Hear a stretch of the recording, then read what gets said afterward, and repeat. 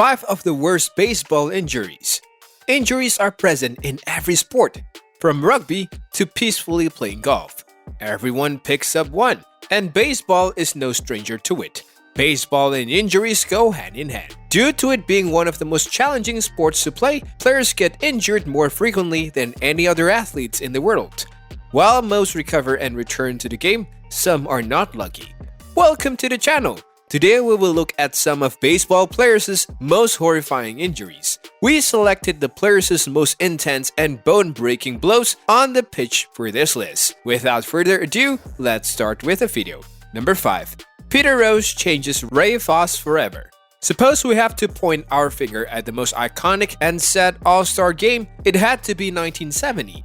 The occasion was set, and players were ready, playing it like it was the last game of their life. The crowd could not have asked for anything more significant than this, but there was something bigger, which they would get by the end of the game. It was the 12th inning, and Pete Rose had to make a big run toward the base to get the run his team needed. And his baseman on the other team, Ray Foss, had other ideas. He stood right on the base to block Rose, but he failed and went home with a separated shoulder. As Rose dashed into the base, it looked like he did not regret doing that. And after that injury, he could only hit 12 home runs for the rest of his career. Number 4. Nick Johnson breaks his leg. This is one of the injuries that baseball fans wish never happened. Nick and the Washington Nationals were facing the Mets. As the balls went into the air, Johnson and Austin Kearns rushed toward the ball without looking at the ground. Both of them dashed into each other and failed to catch the ball. Even before everyone ran to see if he was okay, the commentators knew it was a heavy one. Johnson broke his leg and needed surgery to repair his right femur. Number 3. Tony Saunders blows his arm.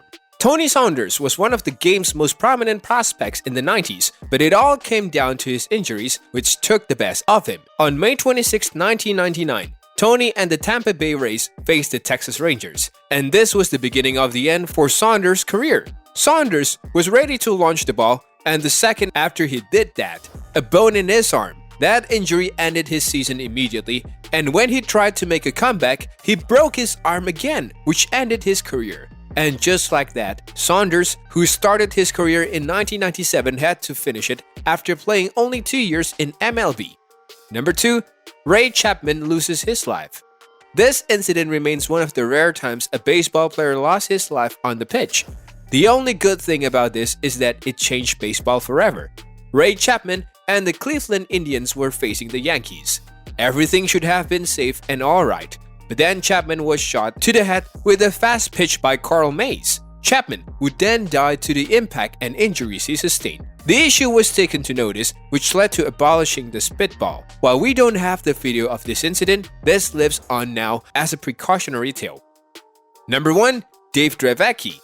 Dave Dravecky is an example of dedications and not giving up, but this time, fate had other plans. Dave learned that he had life-threatening cancer and a tumor in his throwing arm, and he needed to get that removed. He did succeed and returned to the game the following year, but his return was not a fairy tale story, as he broke his humerus bone on the pitch. He then broke another bone during a team celebration, and it was discovered that the tumor had returned. Eventually, he removed his arm, and he lives on as one of the game's legends.